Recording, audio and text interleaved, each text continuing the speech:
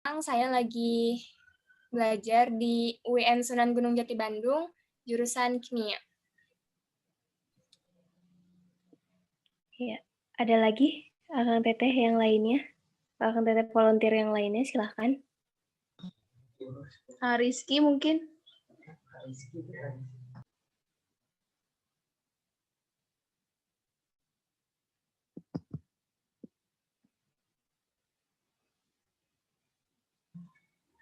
Mana?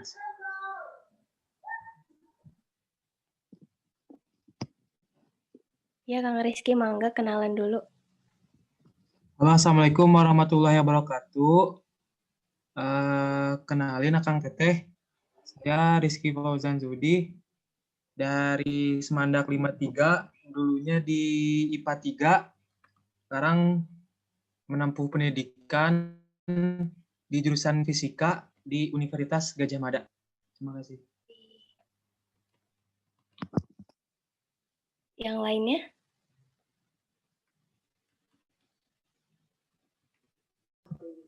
Kayaknya udah, Din.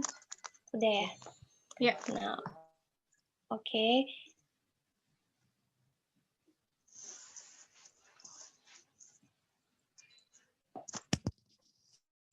Oke, sekarang karena udah bisa share screen, kita langsung aja ke penjelasan dari rumpun MIPA ya. Nah, rumpun MIPA ini masuk ke dalam Fakultas Matematika dan Ilmu Pengetahuan Alam atau Fakultas MIPA di perguruan tinggi baik negeri maupun swasta, di mana fakultas ini mempelajari mengenai ilmu pasti dan ilmu alam. Jurusan yang ada di rumpun MIPA itu ada matematika, fisika, kimia, biologi, statistika, aktuaria, ilmu komputer, astronomi, geologi, geografi, geofisika, dan geomatika.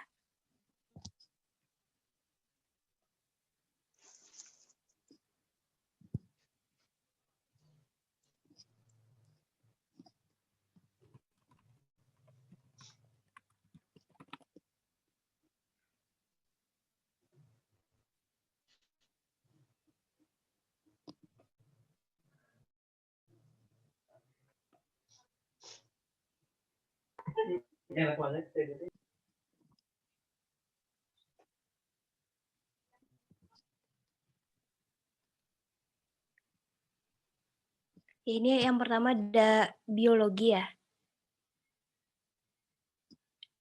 Cabang ilmu MIPA juga. Nah, sebetulnya ini seharusnya ada yang mewakili dari jurusan ini, tapi kayaknya dia belum masuk. Jadi mungkin diwakilkan dulu saja ya. Nah, biologi ini merupakan ilmu tentang makhluk hidup serta hubungan antara makhluk hidup dengan lingkungannya. Beberapa topik utama jurusan biologi itu meliputi biologi kelautan, biologi perkembangan, ekologi, fisiologi baik hewan maupun tumbuhan, genetika, juga mikrologi dan taksonomi. Nah, karakter siswa atau siswa yang sesuai nih di jurusan ini tuh ada yang teliti, detail, observan, senang bekerja sendiri, tekun, rasional, senang menganalisa, senang melakukan riset, dan juga mungkin penghafal yang baik ya, pengingat yang baik gitu. Kan ada kadang dua jenis orang yang tipikalnya lebih cenderung ke hafalan daripada hitungan. Nah, untuk biologi sendiri kayaknya cocok banget yang suka sama hafalan gitu ketimbang hitungan. Karena di biologi sendiri yang aku tahu, walaupun aku bukan anak biologi ya, yang aku tahu banyak sekali hafalan-hafalannya, belum lagi nama-nama latinnya yang kayak gitu. Boleh dilanjut? Nah, di sini ada prospek kerja dan juga daftar universitas.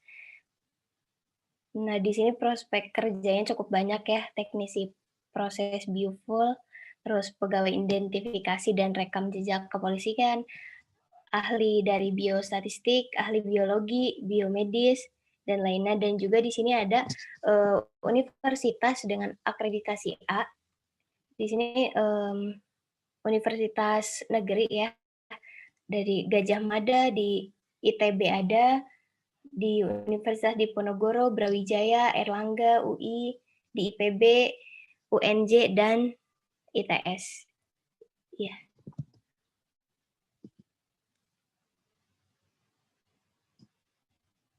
Nah, kenapa sih harus milih jurusan biologi? Nah, yang pertama di sini untuk prospek kerjanya luas karena ilmu pengetahuan apa?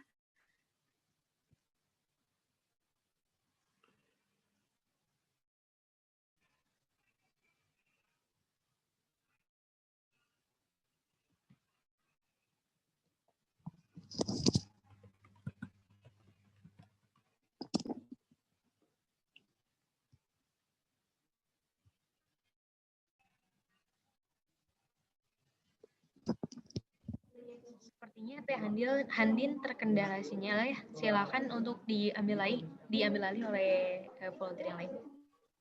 Oke. Kenapa harus memilih jurusan biologi? Yang pertama itu prospek kerjanya luas, karena ilmu dan pengetahuan yang didapat dari bangku kuliah bisa diterapkan pada bidang kedokteran, terus lingkungan pertanian, kehutanan, perikanan, peternakan, dan sebagainya.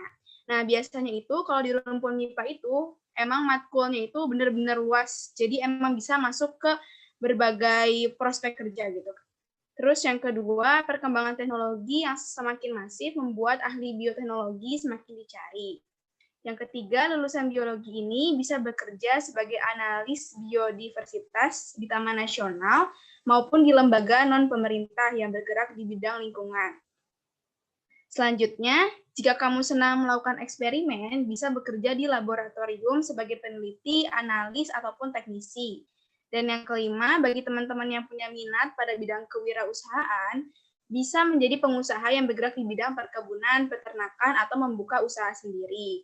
Nah, seperti yang kita ketahui nih, di masa pandemi ini kan orang-orang tua kalian pasti lagi zamannya nanam-nanam pohon tuh. Nah, kalau kalian suka terhadap ilmu-ilmu tanaman, itu bisa banget gabung di jurusan biologi ini. Oke, next.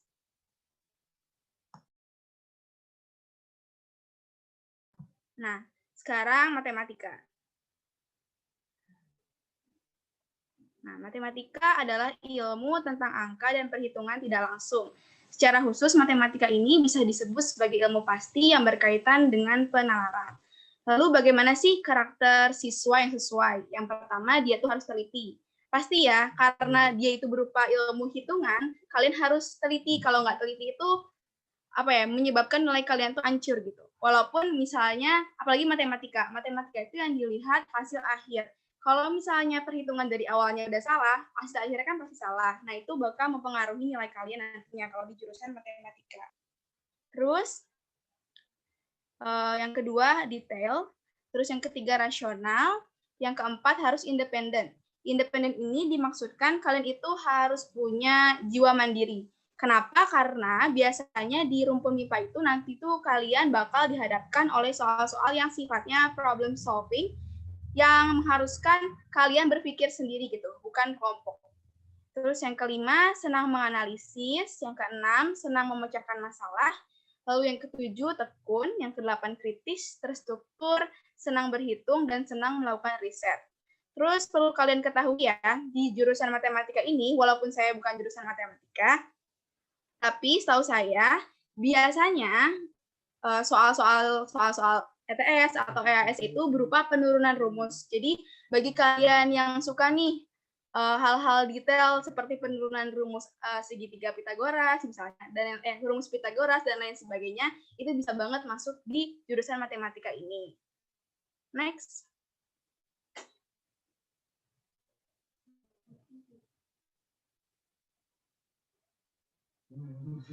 Next. Salwa.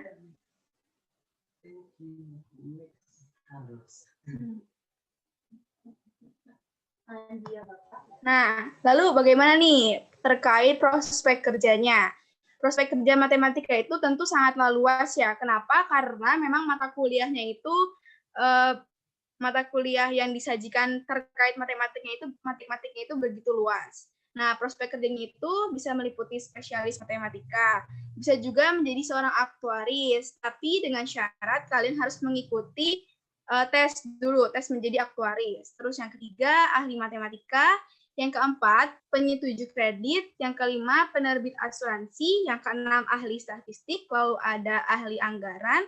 pemeriksa klaim asuransi properti, penilaian, pemeriksa, dan penyelidik klaim asuransi, serta teller. Jadi matematika ini, kalau kalian masuk di jurusan matematika ini, kalian bisa bergabung di ranah finansial, bisa juga menjadi ranah pendidikan, dan ranah asuransi. Terus daftar universitas dengan akreditasi A-nya itu, yang pertama ada Universitas Negeri Malang, lalu ada Universitas Brawijaya, Universitas Negeri Yogyakarta, Universitas Negeri Semarang, Universitas Indonesia, lalu ada IPB, ITB, ITS, UGM, dan Undip. Oke, next. Nah, kenapa sih kalian harus memilih jurusan matematika ini? Yang pertama, ilmu matematika sejatinya sangat aplikatif, sehingga ada banyak peluang karir bagi lulusannya. Misalnya itu bisa di sektor keuangan, seperti yang telah saya sebutkan tadi, teknologi informasi, dan sebagainya. Lalu yang kedua, saat ini perusahaan asuransi wajib menggunakan tenaga aktuaris untuk merancang produk asuransi dan tingkat premi, menentukan status keuangan perusahaan, dan melakukan proyeksi keuangan. Nah, ini peluang besar bagi lulusan matematika. Lalu yang ketiga, banyak perusahaan juga membutuhkan lulusan matematika sebagai analis bisnis pada bagian produksi maupun supply chain management. Terus yang keempat, kamu yang senang matematika tapi juga tertarik dengan dunia bisnis punya peluang untuk jadi seorang big data analis. Lalu yang kelima, kesempatan untuk melanjutkan studi ke jenjang pasca sarjana juga terbuka lebar nih bagi lulusan matematika. Jadi jurusan matematika ini emang luas sekali ya cakupannya, bisa dari segi apapun asalkan kalian memiliki pemikiran yang baik. Lanjut. Selanjutnya ada jurusan kimia. Teman-teman tahu gak sih kimia itu mempelajari apa?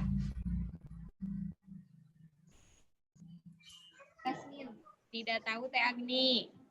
Nah, mungkin boleh di next Teh Wawa. Boleh di next Teh Wawa. Nah, jadi kimia itu merupakan ilmu tentang komposisi, struktur, dan sifat zat atau materi dari skala atom hingga molekul, serta transformasi dari interaksi mereka untuk membentuk materi yang ditemukan dalam kehidupan sehari-hari. Jadi di sini, di jurusan kimia ini kita bakal mempelajari tentang struktur, komposisi, pokoknya tentang suatu struktur dari suatu bahan gitu. Nah, apa sih karakter siswa yang sesuai di jurusan kimia ini? Yang pertama itu sama seperti jurusan yang lain dalam rumpun MIPA ini, pastinya teliti, detail, rasional, terstruktur, senang berhitung, senang melakukan riset, bisa bekerja sama, tekun, kritis, observan, independen, serta menganalisis, dan senang memecahkan masalah. Jadi mungkin karakter siswa yang sesuai dengan jurusan kimia ini sama seperti jurusan-jurusan yang lain di rumpun MIPA ini. Boleh di next ya, Wak? Nah, selanjutnya ada prospek kerja. Di kimia ini karena ilmunya ilmu murni, jadi prospek kerjanya juga luas gitu ya. Ada analisis kontrol kualitas, ada spesialis kimia, ada ahli kimia, ahli teknik kimia, ahli biokimia dan biofisika, manajer kontrol kualitas sistem, spesialis kesehatan dan kesehatan lingkungan, apoteker, ahli pengolahan bahan bakar, ahli teknik minyak bumi.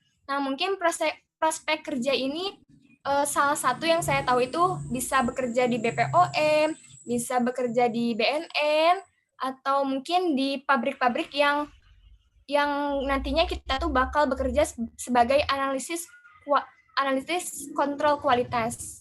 Nah, di sini ada daftar universitas dengan akreditasi A. Bisa teman-teman lihat ya, ada UGM, ada ITB, ada Undip, ada Brawijaya, ada Erlangga, ada UI, ada ITS, IPB, dan UNJ. Dan mungkin masih banyak universitas lain yang terakreditasi A, baik itu swasta maupun negeri. Boleh di next. Nah, kenapa sih harus memilih jurusan kimia?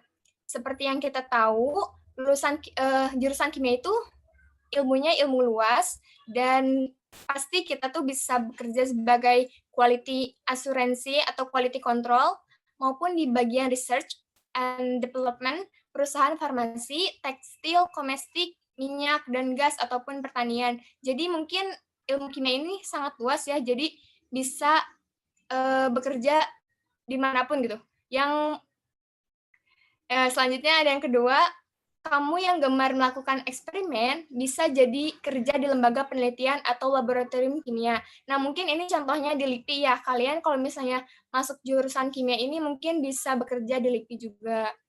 Yang ketiga itu, lulusan kimia merupakan ujung tombak perusahaan untuk menguji kualitas dari produk-produk yang dipasarkan di masyarakat. Jadi, kebutuhan akan tenaga analis kimia terbilang tinggi.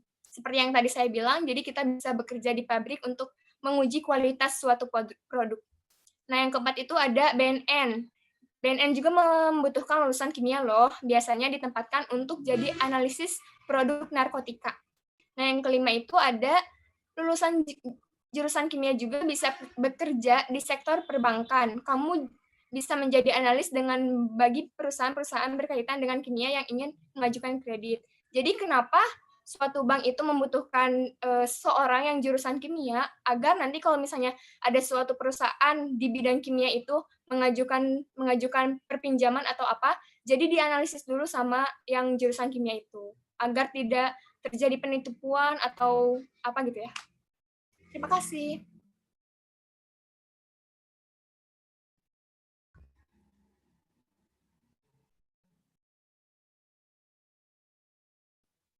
Ya, baik.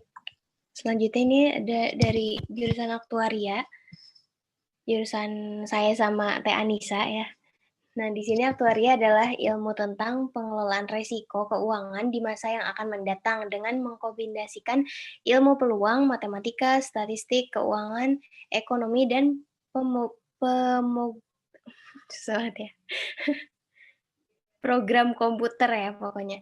Di sana juga memang saya mempelajarinya di mata kuliah komputasi aktuaria.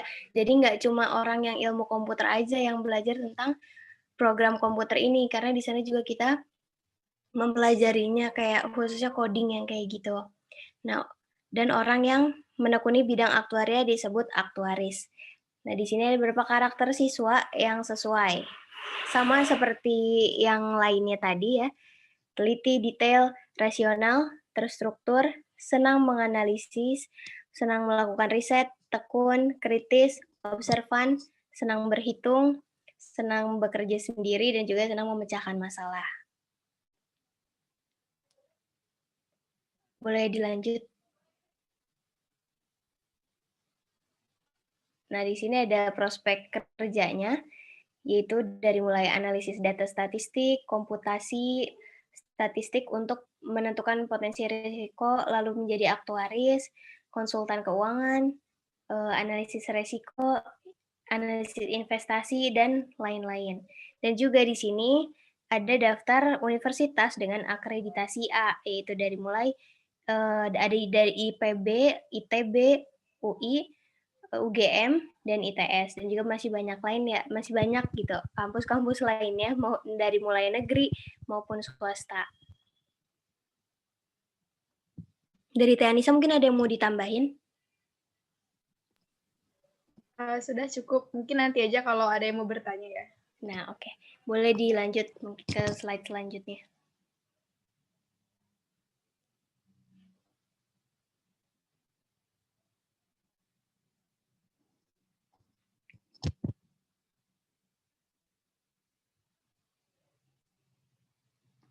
Kenapa harus memilih jurusan aktuaria? Yang pertama, jurusannya ini langka, tapi banyak dicari di Indonesia. Ya memang karena dari informasinya pun aktuaris di Indonesia itu sangatlah langka. Bahkan untuk dari Persatuan Aktuaris Indonesia pun ingin menargetkan mencetak 1.000 aktuaris, namun sejauh ini belum sampai target itu belum sampai, jadi memang masih sangat kurang. Nah, Berikutnya, pelajaran yang dipelajari sangatlah luas, lalu menjadikan diri sebagai seorang visioner. Peluang kerja yang terbuka lebar, ya pendapatan yang tinggi. Untuk pendapatan yang tinggi mungkin sebetulnya worth it ya. Jadi kalau misalnya kita mau dapetin yang tinggi ya sebanding sama yang kita pelajari. Jadi emang terkenalnya sulitnya itu, tapi ya setimpal sama pendapatannya nanti gitu. Lalu bekerja di perusahaan yang besar, pekerjaan yang menantang. Ya mungkin kalau misalnya pekerjaan menantang, semua pekerjaan pasti ada apa ya, tantangannya masing-masing gitu. Itu balik lagi ke kitanya aja. Boleh di next.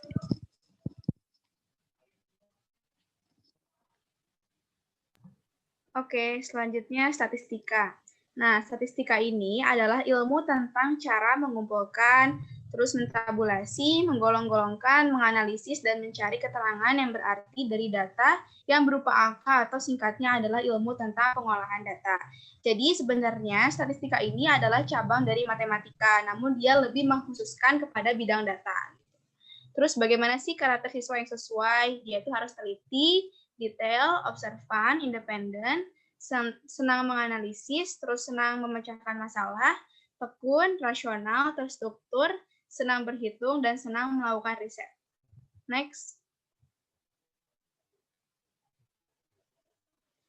Lalu prospek kerjanya itu bisa di bidang analis kontrol kualitas, peneliti survei, spesialis matematika, analis riset, analis anggaran, analis riset pasar, bisa juga menjadi aktuaris, dan lain sebagainya. Terus daftar universitas dengan akreditasi A itu ada UGM, Undip, IPB, ITS, dan Universitas Brawijaya. Next. Nah, terus kenapa sih kita harus memilih jurusan statistika? Yang pertama, di era big data seperti sekarang ini, seorang ahli statistika ini sangat dibutuhkan oleh perusahaan. Lalu yang kedua, saat ini sistem elektronik menjadi bagian penting dalam pendataan di perusahaan, sehingga banyak membutuhkan lulusan statistika sebagai electronic data processing untuk memproses data-data tersebut. Lalu selanjutnya, lulusan statistika memiliki peluang yang sangat menjanjikan untuk menjadi aktuaris di perusahaan asuransi, dana pensiun, konsultan aktuaria, investasi, dan manajemen risiko. Lalu yang keempat, instansi pemerintah seperti Badan Pusat Statistik juga membutuhkan lulusan statistika. Lalu yang kelima, industri media pun membutuhkan ahli statistika untuk menentukan program-program yang akan mereka sajikan. Lalu kan di sini dari tadi di jurusan matematika, aktuaria, sama statistika itu semuanya bisa jadi aktuaris. Terus sebenarnya apa sih yang membedakan antara ketiganya gitu ya? Kalau matematika itu dia benar ilmu matematika murni. Jadi semua ilmu matematika tuh bisa ada di mata kuliah di jurusan matematika. Tapi kalau di aktuaria itu bisa disebut kayak gabungan antara MIPA sama sosum karena dia itu kita juga di sana akan mempelajari terkait ekonomi dan juga akuntansi gitu. Jadi selain ilmu matematika ada juga ilmu ekonomi yang masuk di dalamnya. Terus kalau di statistika ini itu ilmunya matematika tapi lebih ke arah data.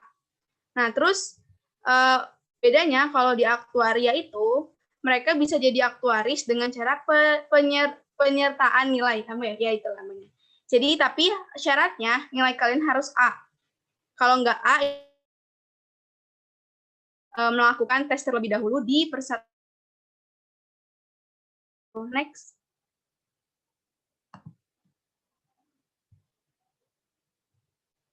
Oke, selanjutnya fisika akan dijelaskan oleh Kang Rizky. Ya, jadi Akang Teteh, langsung saja. Jadi apa sih arti itu fisika? Nah, menurut Wikipedia, fisika itu adalah ilmu pengetahuan yang mempelajari sifat dan gejala pada benda-benda di alam. Nah, selanjutnya fisika merupakan salah satu pilar utama ilmu pengetahuan dan teknologi yang memberikan pemahaman mengenai fenomena alam serta kemungkinan aplikasinya dalam meningkatkan kesejahteraan hidup umat manusia.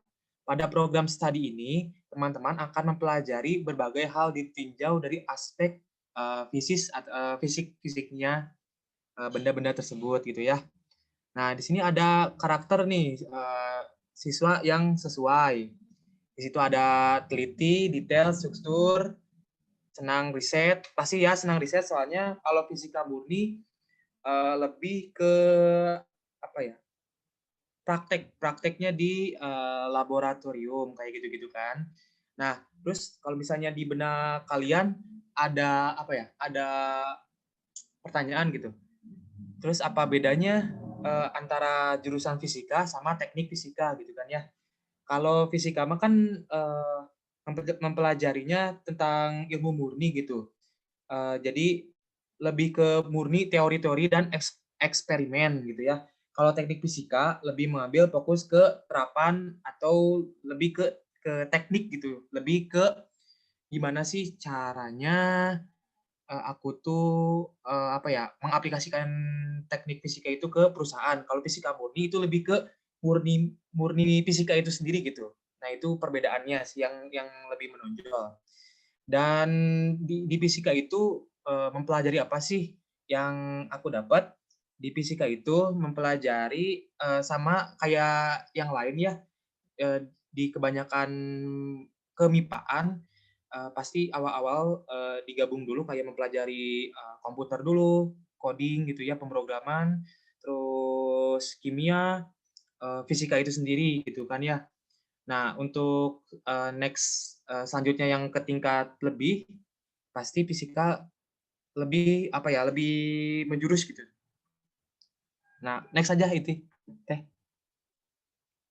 kayak gitu mempelajari. Nah, pasti kalian berpikir kalau fisika gitu ya, pasti kerjanya kalau gak jadi dosen jadi guru kayak gitu kan ya. Nah, itu salah besar gitu ya. Dalam artian kalau dalam prospek kerja semua jurusan punya peluangnya sendiri-sendiri gitu, dan peluangnya sangat tinggi di mana kita sendirinya gitu loh.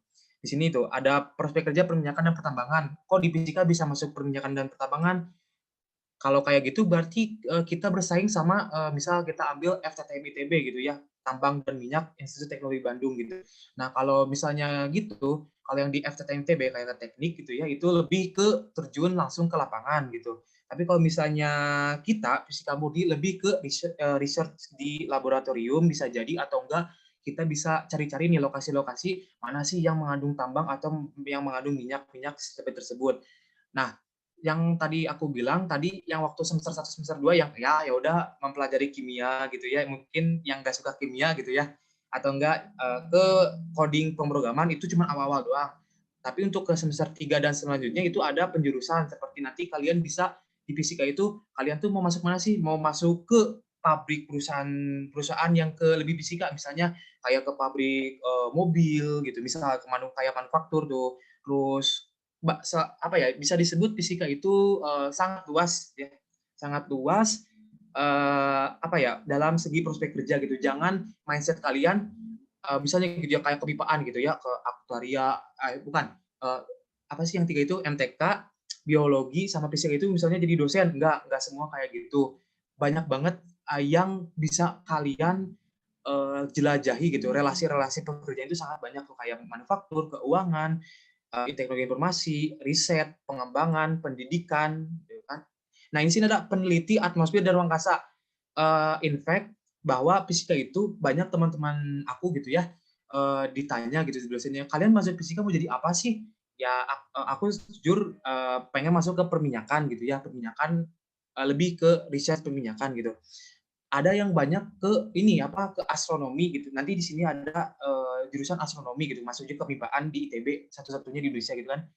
Nah, astronomi, kenapa fisika bisa ke astronomi gitu, ke luar angkasa itu juga bisa gitu. Bisa apa ya, lebih ke research sih kalau fisika murninya mah. Jadi ke apa ya, lebih ke peneliti-peneliti gitu. Yang kalau kalian lebih nyaman di laboratorium masuk jurusan fisika, oke lah. Nah, terus di sini ada daftar-daftar.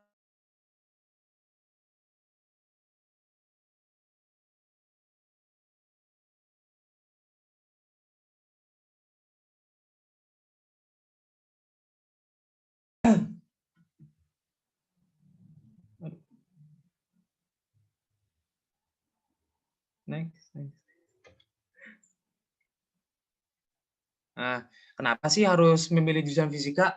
Nah, itu tadi udah jelasin tersirat tentang prospek kerja. Ini untuk meyakinkan kalian kenapa sih gitu ya. Nah, yang pertama di sini ada fresh graduate dari jurusan fisika berpeluang untuk masuk ke industri perminyakan dan pertambangan, kemudian memulai karir sebagai seorang field engineer. Oke, itu benar banget. Banyak ada alumni-alumni yang pernah saling sharing gitu ke aku, itu banyak banget. Kirain aku awal-awal gitu, wah fisika jadi dosen gitu ya. Padahal enggak gitu. Wah, pas dilihat daftar-daftarnya udah ada yang di perminyakan Dubai, di pertambangan di Indonesia gitu yang dari fisika gitu. Itu enggak menutup kemungkinan bahwa kalian bisa yang pengen ke dunia minyak dan tambang untuk berkembang di sana gitu ya. Terus kemampuan meneliti, nah itu jadi ahli fisika juga bisa gitu ya. Dan fisika juga bisa masuk ke BMKG gitu ya. Soalnya saling berhubungan relasi gitu antara geofisika dan fisika. Nanti geofisika saya akan jelaskan ya perbedaan yang signifikannya, tapi lebih gambaran ini bisa kayak gitu. Tidak perlu dilakukan lagi sehingga perusahaan dan instansi pemerintah sama-sama membutuhkan untuk memperkuat divisi research dan development. Tadi kan research kan.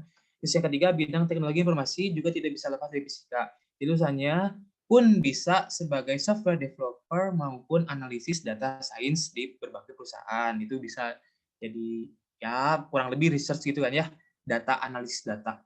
Yang keempat, peluang yang luas untuk mengajukan studi ke jenjang sarjana di kampus bergengsi dalam maupun luar negeri. Itu benar banget. Untuk aku gitu ya, baru semester 1 juga ada beberapa dosen yang maksudnya kayak saling mengisi gitu ya dari luar negeri itu, karena fisika itu kayak ilmu yang sangat umum, dalam artian kalian SMP SD juga, kalau ada SD SMP juga lah gitulah, mempelajari fisika gitu. Jadi fisika itu bahwa apalagi yang suka ngitung, yang gak terlalu betah sih, maksudnya dalam artian bisa lah menerima di laboratorium, kalian bisa banget masuk ke jurusan fisika. Kayak gitu. Next aja.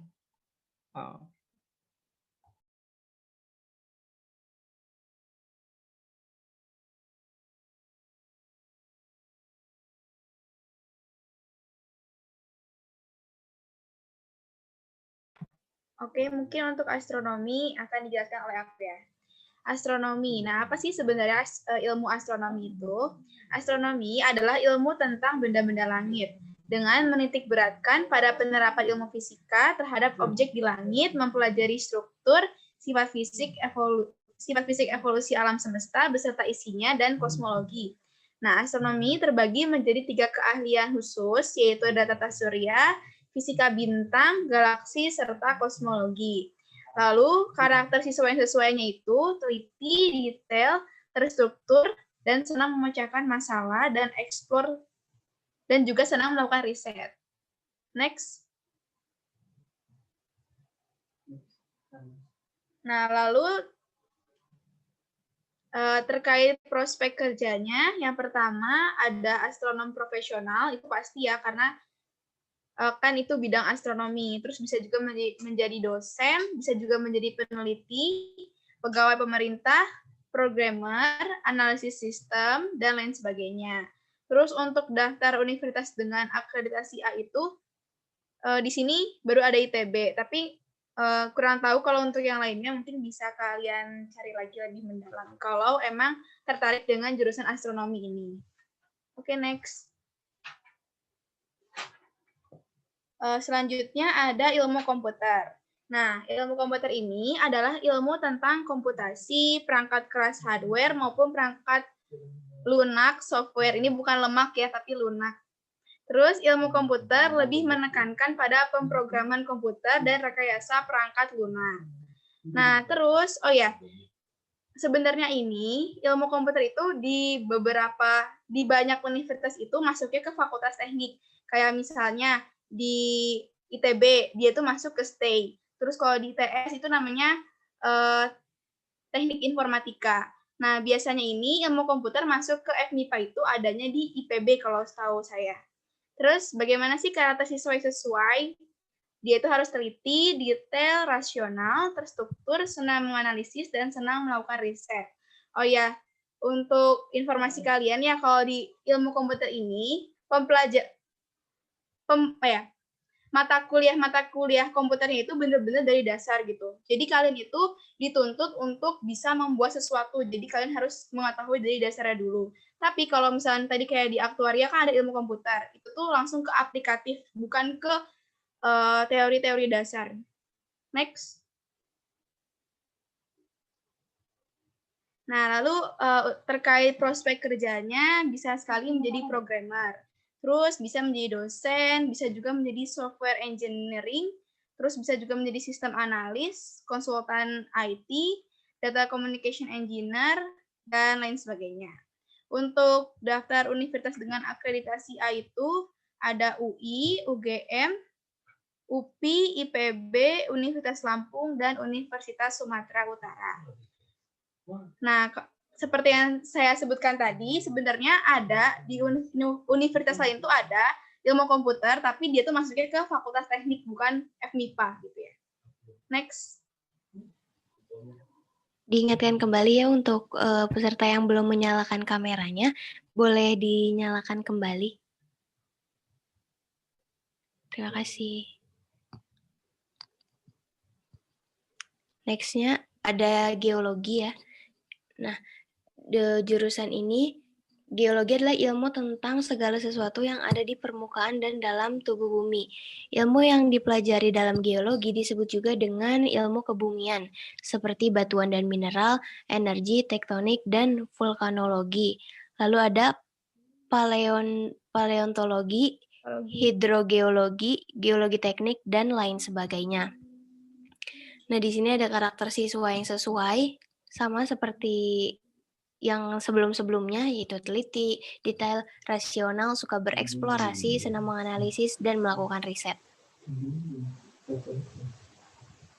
Boleh di next.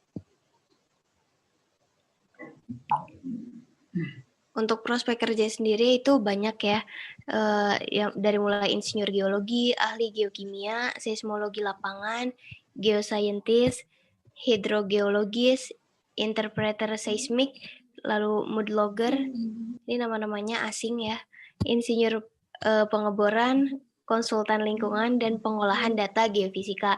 Lalu ada daftar universitas dengan akreditasi A, yaitu dari mulai Gajah Mada, Pajajaran, Hasanuddin, ITB, UPN Veteran Yogyakarta.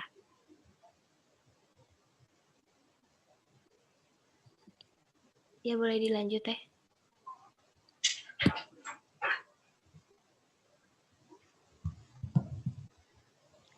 Oke, untuk geofisika bisa dijelaskan oleh Kang Rizky ya? Untuk selanjutnya ada geofisika. Di sini geofisika merupakan ilmu tentang seluk-beluk bumi dan lingkungannya dengan memanfaatkan kaidah-kaidah fisika dan metode matematika.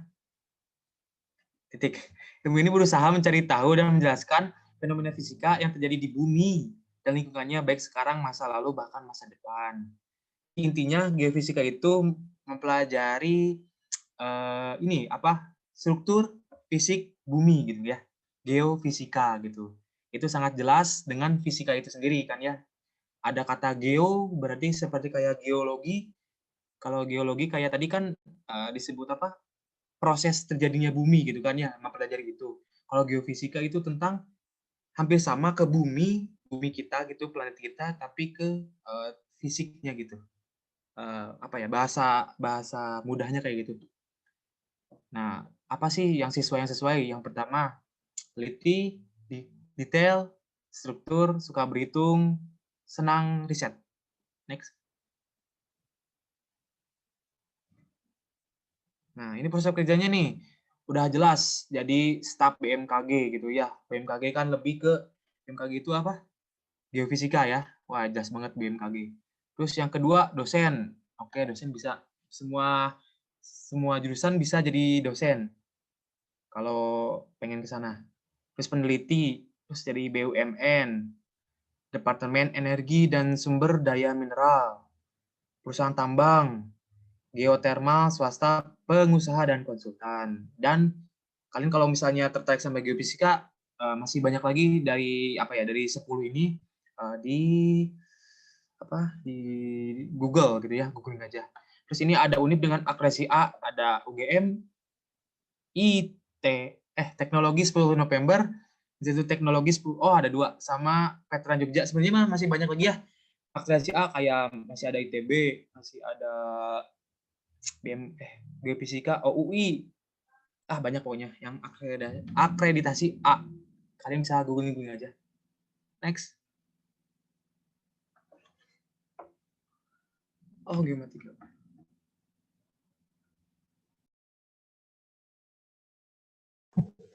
Oke, mungkin untuk geomatika akan aku jelaskan aja ya. Nah, geomatika adalah ilmu tentang pendekatan yang terpadu dalam mengukur, menganalisis, dan mengelola deskripsi dan lokasi-lokasi data kebumian yang sering disebut sebagai data spasial. Nah, data-data ini berasal dari satelit, sensor laut dan udara, serta peralatan ukur di daratan. Jadi yang membedakan antara geologi, geofisika, sama geomatika, kalau di geomatika ini kita lebih ke arah data, karena kan matika di sini dari matematika gitu ya. Terus bagaimana sih karakter siswa yang sesuai? Yang pertama tentunya harus teliti, terus detail, rasional, independen, senang menganalisis, dan senang memecahkan masalah. Next.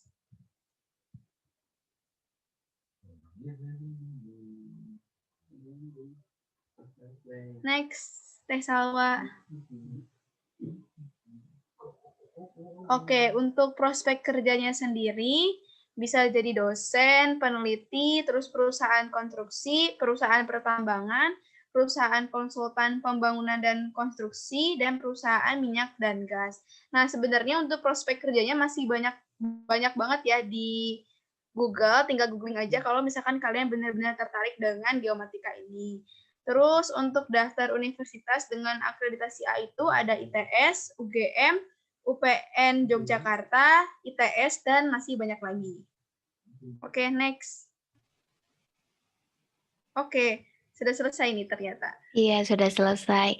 Nah, sekarang setelah tadi yang udah kita jelasin nih, sekarang kita masuk ke sesi tanya jawab. Nah, untuk peserta yang ingin menjawab, yang ingin bertanya, dipersilahkan.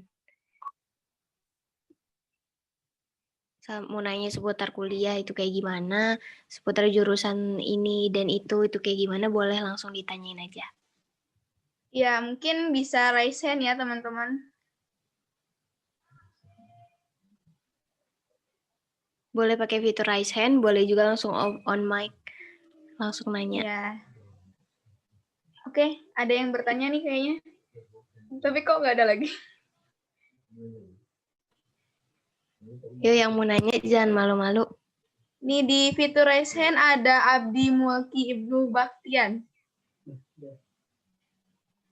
Halo? Iya, Mulki. Siapa tadi namanya? Iya, Iya. boleh. Halo. Iya, halo. Ya. Sebelumnya, perkenalkan, nama saya Abdi Mulki Ibnu Baktian dari kelas 12 MIPA 3, kelompok mentoring 32. Nah, izin bertanya, Kang Teh, seputar perkuliahan jurusan matematika. Nah, di jurusan matematika itu biasanya ada praktek-praktek kayak gitu nggak? Terus nanti setelah S1, peluang untuk mencari kerjanya lebih besar nggak? Atau harus S2 dulu baru lebih besar lagi kayak gitu? Terima kasih.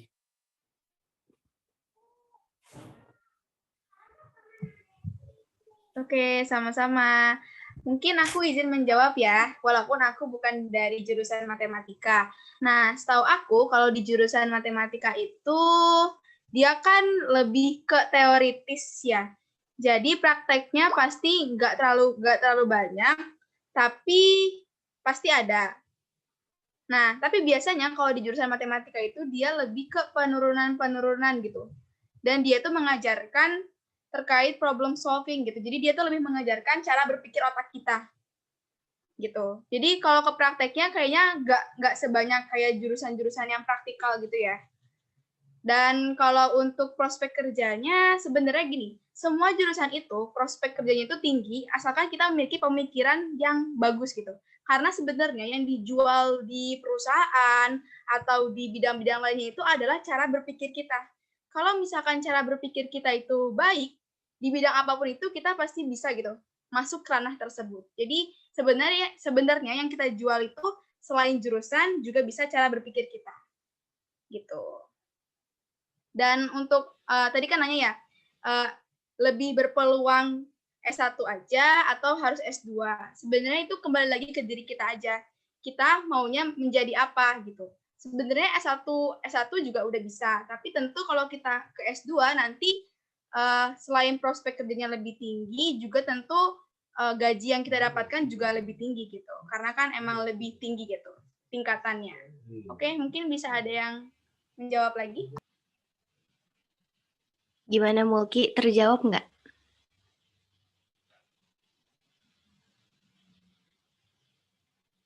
Halo? Kedengeran nggak suaranya? Terjawab Teh, makasih. Oh, terjawab. Oke. Selanjutnya ini ada pertanyaan dari Octavia Rizky ya. Akang Teteh izin bertanya, nilai rata-rata buat masuk jurusan kimia berapa ya? Yang SNM sama SBM. Makasih Akang Teteh. Iya, sama-sama. Mungkin dari Teh Agni yang jurusannya sesuai, lebih tahu. Boleh dijawab Teh Agni? Iya, sebelumnya saya izin menjawab ya. Nah, jadi kebetulan saya tuh bukan dari SNM atau SBM. Nah, mungkin sepengalaman saya, waktu saya cari-cari data buat masukin SNM, waktu itu tuh ada yang nilainya 88 gitu, 88 sampai 87 tuh masih masuk gitu. Nah, mungkin tapi teman-teman juga jangan terpaku sama nilai itu. Bisa aja setiap tahun tuh beda grade-nya gitu ya. Nah, kalau buat SBM, kalau waktu tahun saya itu kan jadi semua pelajaran ya, maksudnya yang MIPA-nya itu diteskan. Jadi bukan cuman yang apa sih? Yang kayak ya pokoknya yang MIPA-nya itu diujiankan gitu ya, di UTBK kan. Nah, jadi sekitaran 580 ke atas mungkin masih bisa masuk, tapi tergantung juga sama univnya. Kalian juga harus pintar-pintar memilih univ. Jadi kalian sesuaikan itu, nilai segini tuh masuk kemana ya, nilai segini tuh masuk mana. Mungkin itu dari saya. Dari teman-teman lain mungkin ada yang ingin ditambahkan?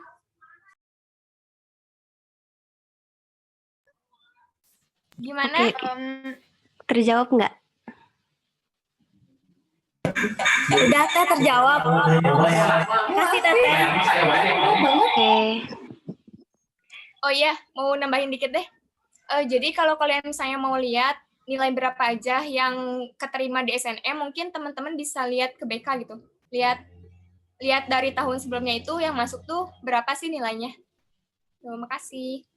Oke, makasih Teh Agni. Yang lain yang mau bertanya boleh, ditunggu banget pertanyaannya. Saya izin bertanya, Teh. Iya, boleh. Kan di MIPA itu ada aktuaria ya, Teh. Nah, kalau di aktuaria itu secara detailnya gitu, kita itu belajar tentang apa aja, terus kalau misalnya ada praktiknya apa enggak gitu. Oke. Izin menjawab ya. Buat aktuaria sendiri yang dipelajari ya, lebih detailnya apa aja. Apa ya, kan aktuaria emang terkenalnya sama hitung-hitungannya, itu memang betul. Matematika itu udah kayak apa ya, bener-bener dari aktuaria itu emang matematika, tapi selain itu pun kita juga mempelajari kayak akuntansi. Ini kampusku ya, yang aku pelajari itu ada akuntansi, juga belajar ekonomi itu terbagi dua, ada ekonomi mikro dan makro, lalu komputasi aktuaria yaitu kayak coding, programan kayak gitu, lalu ada juga manajemen resiko yang aku pelajari. Nah, khususnya itu karena aku ini sekolah tinggi manajemen asuransi, yang dimana si aktuaria yang dicetaknya ini menjurus untuk langsung diterjunkan ke dunia asuransi, maka kalau aku sendiri udah langsung kalaupun ada praktek tuh langsung kayak magang di kantor asuransi kayak gitu. Kalau di universitas lain mungkin lebih ke MIPA banget lah gitu. Kalau mungkin dari Teh Anissa sendiri nih boleh sharing pengalamannya untuk aktuaria di kampusnya Teh Anissa itu kayak gimana? Oke, tadi mungkin aku izin menambahkan ya. Selain tadi yang disebutkan, materi-materinya juga ada statistika, terus ada peluang, pokoknya ilmu-ilmu statistika juga kita pelajari. Iya, betul. Nah, kalau untuk prakteknya sendiri, kalau di ITS itu prakteknya biasanya akan nanti tuh ada cooperation gitu. Jadi langsung magang ke dunia perusahaan gitu, langsung ke bidang asuransi pastinya kan, karena menjadi seorang aktuaris itu pasti terjunnya di bidang asuransi gitu ya.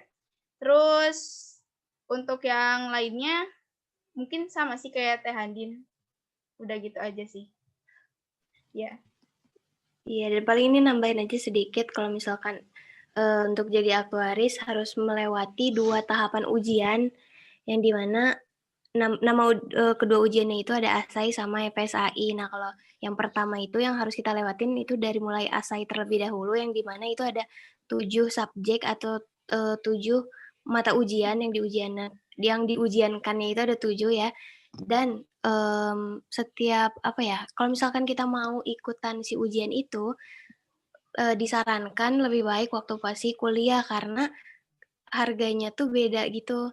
Jadi waktu misalkan kita masih kuliah ikutan ujian tersebut, itu bisa kena biaya 300.000 untuk 1 kali ujian. Nah, kalau misalkan lain halnya dengan kalau misalkan kalian udah bekerja, udah lulus, itu termasuk golongan umum, harganya bisa lebih mahal. Jadi 1 kali ujian bisa kena 1,5-an, kayak gitu. Dan kalau misalkan kalian sudah lulus di 7 mata ujian ASAI tersebut, naik lagi ke tahap ujian yang namanya FSAI yang cuma 6 subjek mata ujian. Dan tahapannya sama yang ASAI kayak gitu. Ya, mungkin Gitu. izin menambahkan lagi ya. Terjawab ya, semoga terjawab. Izin menambahkan lagi. Jadi gini, untuk menjadi seorang aktuaris itu, tadi yang seperti Teh Andin bilang ya, tidak cukup hanya kita kuliah ya Teh. Jadi harus melewati ujian-ujian. Nah, ujian di PAI atau Persatuan Aktuaris Indonesia. Tapi ada beberapa kampus, yang mana kampus ini tuh kita tuh tidak harus mengikuti ujian tersebut bisa langsung jadi aktuaris. Asalkan matkul yang diujikan itu nilainya A, nggak boleh ada AB, pokoknya harus A kalau untuk sekarang ya. Kalau untuk tahun kemarin itu AB itu boleh, kalau untuk sekarang itu A, harus A. Nah, karena untuk mencapai nilai A itu susahnya luar biasa, karena emang luar biasa gitu ya ilmunya. Ya, kalau mau jujur itu luar biasa ilmunya. Nah, jadi ya benar disarankan kalian itu lebih baik mengikuti ujian dari PAI itu. Soalnya emang susah kalau lewat kampus. Bukan susah sih, tapi tergantung kalian juga. Cuma ya emang ilmunya lumayan lah. Gitu. Terjawab? Iya Teh, mau tanya lagi. Kalau misalnya menurut Teteh, menjadi aktuaris itu berat gak sih? Misalnya kan berhubungannya sama dunia asuransi ya, pasti meliputi banyak orang lah gitu, bertanggung jawab untuk banyak orang. Menurut Teteh gitu berat gak? Izin menjawab ya. Ya, kalau masalah berat atau enggak itu sebenarnya balik lagi ke kitanya sendiri ya.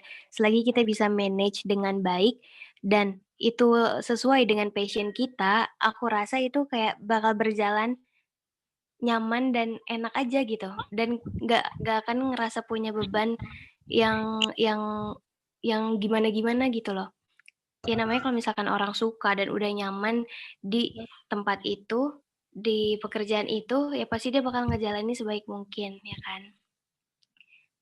Kalau misalkan tadi bilang meliput banyak orang gimana? Maksudnya bakal ya pasti semua pekerjaan pun mempunyai hal yang sama. Jadi kayak balik lagi ke kitanya aja. Jadi semaksimal mungkin mempersiapkan diri kita gitu. Karena mau bagaimanapun pasti setiap pekerjaan melibatkan banyak orang. 20% lagi. Terlebih kita harus mempersiapkan diri kita untuk menjadi pribadi yang siap bekerja sama dengan tim, itu sih yang paling penting. Ya, terus mungkin aku izin menambahkan ya. Jadi harus kalian ingat ya bahwasannya nanti tuh di dunia pekerjaan itu yang dibutuhkan itu bukan hanya hard skill. Kayak mungkin hard skill itu kan kayak pemahaman kalian terkait suatu ilmu atau lainnya. Tapi kalian sangat dibutuhkan juga soft skill-nya. Misalnya tadi kayak bekerja sama dengan tim, terus kemampuan public speaking mungkin, dan lain sebagainya. Gitu. Oke, yang mau nanya lagi boleh? Izin bertanya, Teh. Iya. Tadi kan Teh Andin bilang kalau misalkan mau seleksi jadi aktuaris itu lebih baik pada saat ketika kuliah. Nah, kalau Iya. boleh tahu waktunya itu kapan, kayak semester berapa sih kita bisa ikut tes itu gitu? Terima kasih. Oh ya, oke. Menurutku semester 3, aku sekarang semester 3 tapi aku belum nyoba, baru nyicil belajarnya doang karena emang lumayan ya. Semester 3 sebetulnya udah bisa coba ujian karena ada mata kuliah yang udah dipelajari waktu semester 1 dan 2 yang diujiankan nanti. Misal waktu semester 1 nih aku udah ketemu sama pengantar ilmu ekonomi. Nah, kebetulan di mata ujian ASAI tersebut itu tuh ekonomi pun ada gitu. Jadi sekiranya yang udah kita pelajari aja, kita pasti udah bisa ngikutin, udah bisa ikut coba ujian gitu. Kayak gitu sih semester 3 menurut aku udah bisa coba. Semester 1 dan 2 itu udah dikasih perkenalan dan dasar, sisanya kita sendiri cari sendiri bahan referensi mata ujian lainnya gitu. Mungkin izin menambahkan ya. Sebenarnya untuk mengikuti ujian aktuaris itu bisa di semester apa aja. Nah, kalau di universitas aku sendiri itu dari semester 1 kita udah kayak diwajibkan enggak, tapi diharuskan untuk mengikuti tes menjadi aktuaris. Dan mungkin kalau misalkan otak kalian expert kayak teman-teman saya, itu dari semester 1 mereka udah ada yang lolos ujian. Iya. Bahkan Gitu. Jadi yang dari sebenarnya SMA pun pernah ada tuh yang udah pernah ikut ASAI dan dia lulus. Iya, jadi sebenarnya itu gimana kembali ke kitanya, kalau emang sanggup, ya silahkan aja coba. Yang penting jangan takut untuk mencoba, gitu sih. Iya, semoga menjawab ya. Ini ada pertanyaan. Oke, ada pertanyaan dari Raihan. Akang Teteh izin bertanya, apa perbedaannya konkret antara matematika murni sama terapan? Mangga boleh dijawab, Akang Teteh.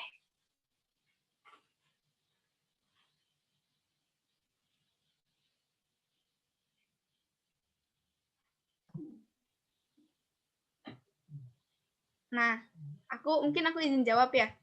Kalau matematika murni itu dia lebih ke teoritis. Jadi teori. Tapi kalau misalkan matematika terapan, itu tuh contohnya kayak gini, statistika. Statistika kan itu sebenarnya cabang dari matematika, ya kan? Nah, statistika itu biasanya itu mereka lebih ngambil ke matematika terapannya, terutama bidang datanya gitu. Itu sih perbedaan signifikannya. Kalau murni itu dia lebih ke tadi pembuktian, buktikan bahwa rumus ini seperti ini gitu. Kalau terapan itu dia lebih ke aplikatif gitu. Gimana? Raihan Wahyu menjawab nggak?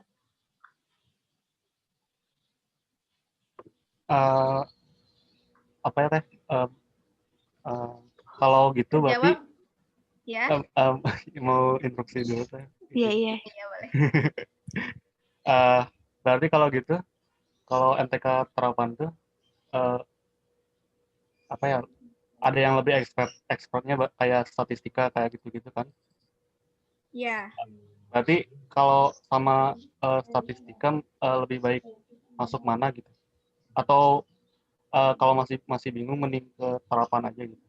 Gimana? Kamu lebih cenderung kemana? Ilmu matematikanya? Belum ini juga sih Teh.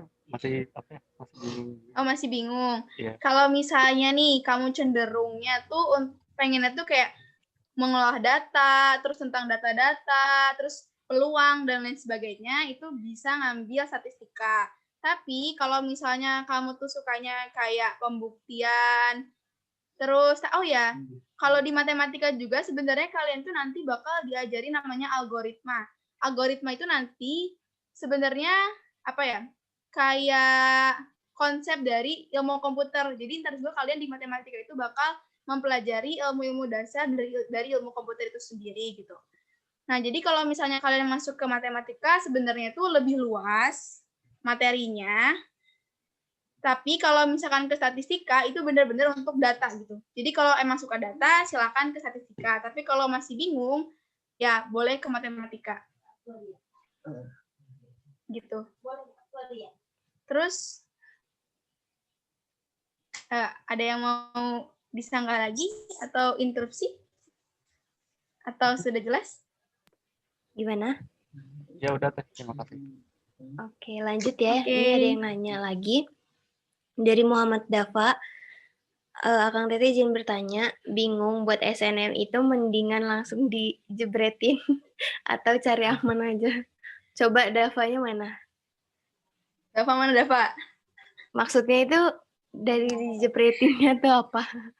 Oh ini mungkin Teh kayak Dilangsungin cari aman maksudnya. gitu. Iya. Maksudnya yang penting dia dapet gitu mungkin ya. Coba mungkin dari Akang Teteh ada yang mau menjawab. Oke, aku izin menjawab ya. Boleh. Setahu aku untuk tahun ini tuh anak yang bisa mengikuti SBMPTN itu syaratnya dia tidak boleh diterima di SNMPTN. Jadi kalau tahun ini tuh benar-benar ketat. Kalau kalian udah keterima di SNMPTN, terus kalian mau ikut seleksi SBMPTN, nanti tuh kalian bakal ke blacklist dengan sendirinya. Jadi kalau menurut aku lebih baik pilih jurusan yang emang kalian minati gitu. Jangan cari aman. Kecuali nanti ketika SBMPTN, ketika kalian melihat nilai, itu cari aman boleh, soalnya masih ada aman diri. Gitu. Kalau di SNMPTN itu jangan ya. Soalnya emang kalau kalian nggak ngambil, nanti itu berakibat pada SMA kita sendiri gitu. Nanti SMA kita yang di blacklist sama universitasnya, kan kasihan kan adik-adik kelas yang lainnya gitu, adik-adik kelas kalian. Jadi ya kalau di SNMPTN lebih baik pilih yang sesuai dengan minat dan passion kalian, gitu sih. Gimana Dava? Maaf Menjawab. izin menyanggah. Ya. Ini mah bukan masalah minat mah pasti, cuman nilainya dapat bersaing atau enggaknya gitu maksudnya di pas SNM-nya.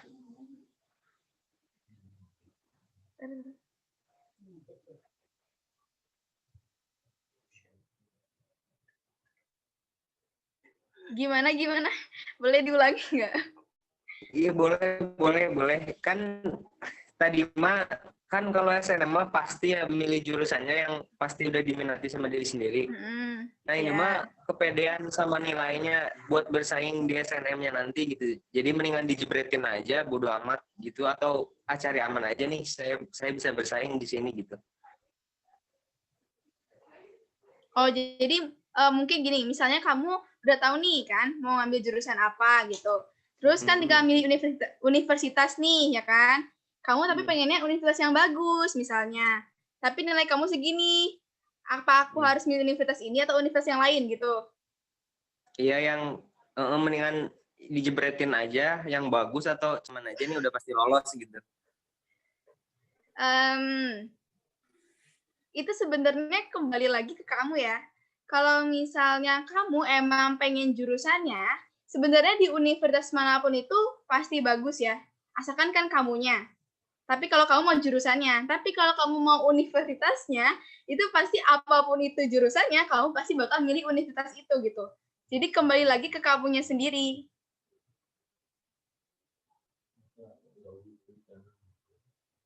Gitu, Kang Dap. Rizky mungkin mau nambahin. Gimana ya? Kalau Jebretin kan? Kalau menurut aku mah ya, kalau misalnya yang di diri kamu yakin bahwa kamu bisa masuk, insya Allah itu bakal terjadi gitu. Dalam artian gini, tapi harus sesuai dengan fakta. Kamu misalnya mau ke Teknik Industri ITB gitu ya. Nah, kamu tuh kan tahu mungkin ya, ITB itu mungkin mindset orang Indonesia bahwa si doi itu susah ditembus gitu. Apalagi teknik industri. Kamu kalau gitu maksudnya dalam arti jebretin itu maksudnya udah kayak ya Allah I don't care gitu, yang penting aku udah usaha gitu kan ya. Dalam segi kayak gitu kan ini kalau waktu tahunan kemarin aku mah kayak gini, ada kata-kata jangan lepasin kesempatan maksudnya jangan lepasin satu kesempatan apapun itu gitu ya. Kalau misalnya SNM kan tadi kata Teh Anissa, kalau SNM keterima gak bakal bisa ikutan UTBK dan kawan-kawannya gitu ya. Kalau misalnya kamu SNM dijebretin tapi sesuai dengan kemauan kamu, ya udah itu is okay gitu. Kalau misalnya keterima ya udah alhamdulillah, kalau nggak keterima nggak apa-apa. Tapi dalam arti jebretin itu kamu udah usaha gitu. Dalam artian gini, kamu nilai misalnya udah tinggi, terus udah survei banding nilai di maupun itu alumni atau enggak ya di kita kan zamanan 4.0 gitu ya, di googling gitu kan bisa. Tapi yang lebih baik itu ya alumni sih. Tapi kalau semandak ke ITB Teknik Industri, kalau nggak misal gitu ya, kalau misalnya ada berarti itu poin plus. Kalau misalnya di dalam kata jebretin, kalau misalnya kamu udah usaha dan yakin gitu ya, gas-gas aja gitu, nggak salah kok. Ya, kan kata Pak Isda awal, SNMPTN itu bukan salah satu jalan, maksudnya bukan salah satu jalan kalian masuk ke kampus impian kalian. Tapi jangan sampai kalian pengen banget masuk kampus asal-asalan gitu ya. Takutnya kalian masuk universitas yang diinginkan tapi jurusan yang tidak diinginkan, misalnya kayak Universitas Pajajaran jurusan misal gitu ya, kayak jurusan Rusia gitu kan ya. Kan takutnya kalian gak suka Rusia tapi 4 tahun kalian bergelut di situ kan sayang juga waktu, sayang juga uang, sayang juga apapun yang kalian dapat gitu. Jadi Dapa ngerti nggak sih Dapa? Dapa mana nih Dapa? Ngerti. Dapa ngerti. Dapa tuh ini Teh mentornya saya. Jadi apa? Oh, pantes. Kok tahu gitu ya? Ya, ke teknik industri katanya. Oh, gitu. Ya, jadi dibimbang. Kayak gitu Dapa ya. Kalau misalnya masih bingung mah PC we. Nah, PC sama mentornya langsung. Ya, kesimpulannya kayak gitu sih. Gimana, Dava? Iya udah Teh, Kang, makasih. Oke. Ya. Yang lain?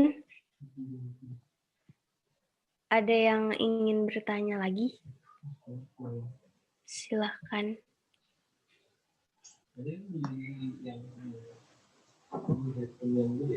Silakan ya yang mau bertanya mumpung masih ada waktu. Iya nih.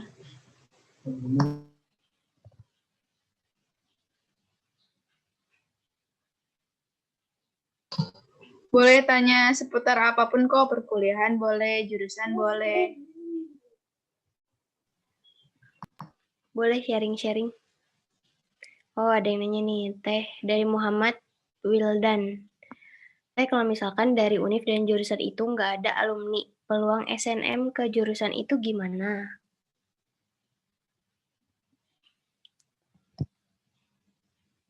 Mangga dijawab Akang Teteh. Teh Agni boleh mungkin menjawab. Izin menjawab ya.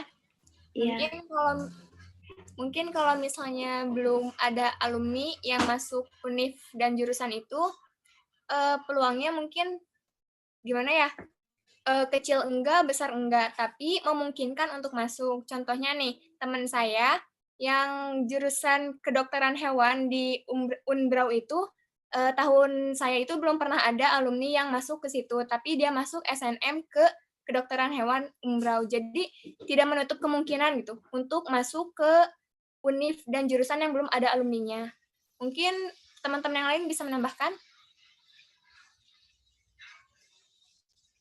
Tapi asalkan disesuaikan juga ya sama nilainya, sama passing grade-nya, pokoknya kalian cari-cari data tentang univ dan jurusan yang kalian pilih itu.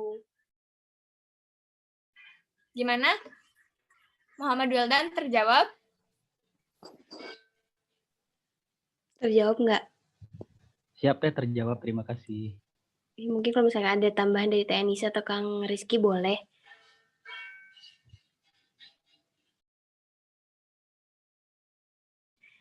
Yang mau nanya lagi boleh langsung on mic-nya aja atau misalkan mau di chat boleh dibacain nanti. Mumpung masih ada waktu nih, mau nanya apapun itu boleh. Sharing-sharing. Ya nih, ayo kapan lagi nih? Ya nggak, Teh?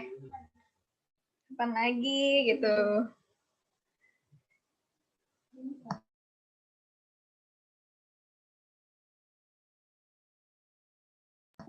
Ilona, Sheryl mungkin, Almira, Uma, sebutin salah satu.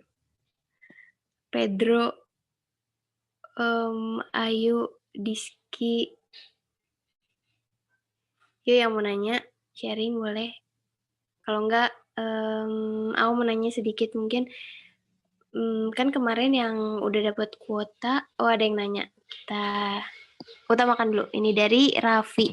Kita izin bertanya, kalau ilmu komputer dan teknik informatika tuh benar-benar persis sama hanya beda nama jurusannya atau ada beberapa perbedaannya? Mangga, boleh dijawab. Oke, mungkin aku izin menjawab ya. Kalau setahu aku, kalau di universitas negeri yang A ya, kayak IPB, misalkan nih perbedaan antara IPB sama ITS, kan kalau di IPB itu namanya ilmu komputer, kalau di ITS itu namanya teknik informatika. Nah, sebenarnya itu mereka tuh sama, cuma yang membedakannya kalau di IPB itu dia masuknya ke fakultas MIPA, kalau di ITS itu masuknya ke fakultas teknik, tapi ilmunya sama gitu. Jadi cuma beda namanya aja. Gitu sih. Gimana Raffi? Iya siap, terima kasih. Oke. Oke, ada lagi yang mau nanya? Ya, aku mau nanya, persiapan kalian udah sejauh mana nih buat SBM? Gimana? Nyalain aja mic-nya, nggak usah malu-malu. Udah sejauh mana sih kira-kira persiapan kalian untuk UTBK atau SBM?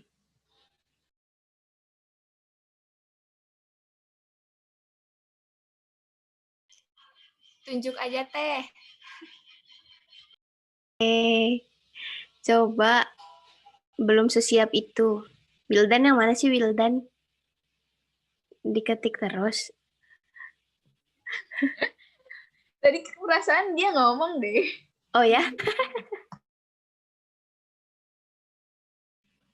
Mas sampai 40%-an. Oke. Yang penting udah ada persiapannya, jangan terlalu leha-leha. Lah ini boro-boro. Anak Rizky itu kenapa?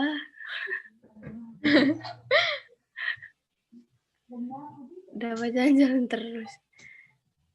10%. 10%. Putri Yasmin? Udah segimana tuh persiapannya? Paling 30 atau sampai 40-an Teh. Oh. Fauzia? 30-an teh. Oh, sama ya. Evander, yang lagi minum. Udah sejauh mana? Baru yang TPS-nya aja teh. Oh, baru TPS-nya aja. Nyicil ya dari sekarang. Putri.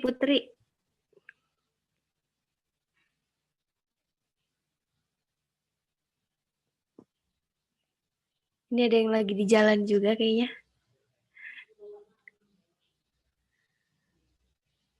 Ya, yang belum on cam, dinyalain kameranya. Yang masih mau bertanya, masih ada waktu juga, boleh banget nanya. Oh iya teman-teman, aku mau ngasih saran sih ya ke kalian. Sebenarnya berharap SNMPTN itu boleh, tapi jangan terlalu terlena gitu. Kalian harus tetap mempersiapkan SBMPTN. Karena sejatinya perhitungan SNMPTN itu kayak gaib gitu ya. Kayak untung-untung berhadiah kalau kalian dapat. Tapi itu juga bisa bisa terkadang itu yang terhitung bisa masuk, gak masuk, terhitung gak masuk, bisa masuk gitu. Jadi emang perhitungannya itu gaib banget. Jadi untuk kalian harus benar-benar persiapkan SBMPTN karena itu tuh emang kayak ujian seleksi yang benar-benar melihat nilai kalian gitu. Berdasarkan grade nilai kalian. Gitu sih. Jadi jangan terlalu terlena dengan SNMPTN. Iya, betul. Mungkin dari Teh Agni boleh nambahin saran buat teman-teman yang mau berjuang, yang sedang berjuang deh. Intinya sih semangat, jangan pilihlah jurusan yang emang kalian nyaman dan emang kalian pengen gitu ya. Jangan memilih jurusan yang nantinya kalian malah kewalahan gitu. Dan nanti ujung-ujungnya malah kalian tuh stres sendiri gitu. Perhatikan juga psikis kalian gitu nanti untuk menghadapi kuliah di mana gitu. Terima kasih. Oke, dari Kang Rizky mungkin saran untuk teman-temannya. Saran buat kalian ya, angkatan 54, cuma beberapa aja. Ya tadi kata Teh Anissa, yang SNM jangan terlalu berharap, karena itu mah mungkin kayak kayak bonus gitu ya. Terus yang kedua, kalau misal kalian nggak keterima di SBM gitu ya, misal SBM nggak dapet, terus misalnya di awal-awal kayak di USMI, di PBU, di SNMPN gitu kan ya, sama SBMPN gitu belum dapat, masih ada jalur mandiri. Nah itu kalian cobain tuh mandiri gitu ya. Soalnya kalian udah udah dunia milenial gitu, kalian banyak gitu, tinggal ketik aja pendaftaran ujian mandiri gitu, banyak banget gitu ya. Kalau misalnya kalian ada budget gitu, misalnya gitu ya, kalian coba-coba aja mandiri gitu. Kalau jangan sampai kalian SBMPTN itu beres gitu, putus asa, udah gitu ya, coba lagi gitu, mandiri juga banyak banget kok. Gitu aja sih. Iya, betul banget. Dan ini dari aku nambahin juga, pokoknya selagi masih ada waktu, tolong dipersiapkan sebaik mungkin. Jangan sampai kalian ngerasa nyesel nantinya gitu, karena kenapa ya kemarin aku nggak ini itu. Jadi ya pokoknya jangan sampai kalian nyesel lah gitu. Pokoknya persiapkan selagi masih ada waktu nih dari sekarang, apalagi kelas 12 dan sekarang udah semester 2 ya. Pokoknya udah, kalau semester 2 udah kayak cepet banget, nggak akan kerasa itu pasti kayak, kok cepet banget, dan kayak ya pasti dilema dan campur aduk pokoknya kelas 12. Pokoknya dipersiapkan semaksimal mungkin dari sekarang. Kayak gitu teman-teman. Semangat terus, sukses buat kalian semua. Ini waktunya juga udah 1 menit lagi.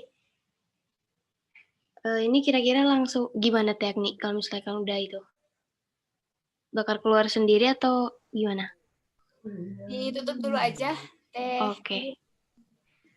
Oke, terima kasih ya buat Akang Teteh volunteer dan juga teman-teman semua. Iya betul, kita tunggu kabar baik kalian keterima di PTN ataupun manapun itu. Pasti itu yang terbaik. Terima kasih banyak. Wassalamualaikum warahmatullahi wabarakatuh.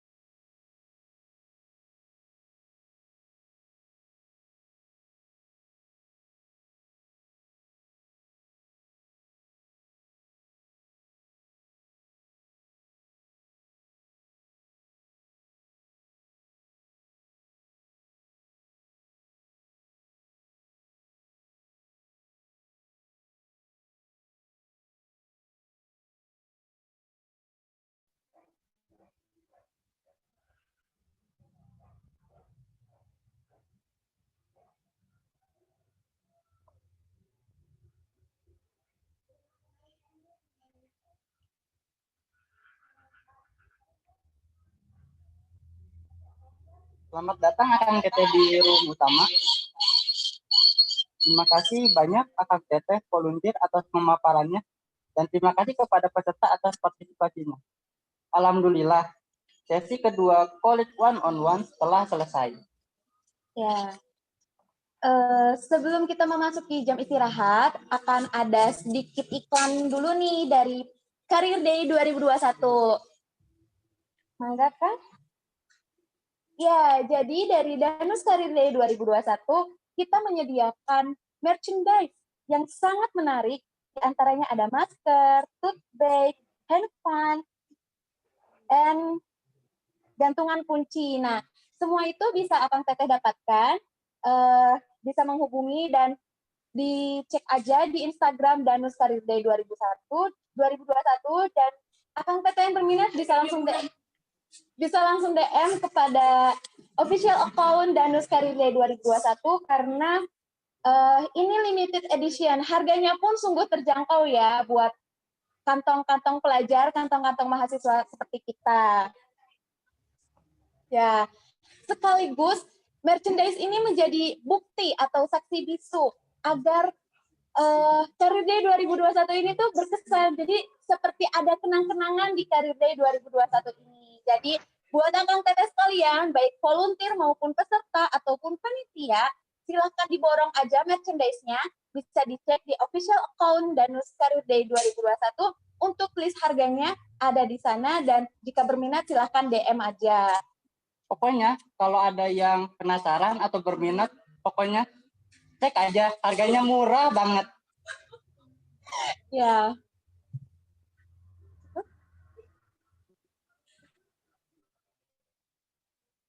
Alamin, sekarang sudah pukul 12 kurang. Waktunya isoma. Buat Akang Teteh sekalian, silakan meninggalkan room meeting ini.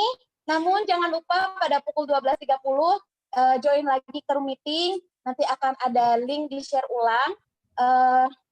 Dan setelah itu akan dilanjut oleh sesi ketiga. Jadi buat Akang Teteh volunteer dari sesi ketiga, silakan dipersiapkan lebih matang lagi, dan kepada yang peserta yang memilih sesi ketiga, silakan untuk dipersiapkan juga berikut rename-nya juga. Terima kasih. Kami pamit undur diri. Sampai jumpa di sesi ketiga. Bye.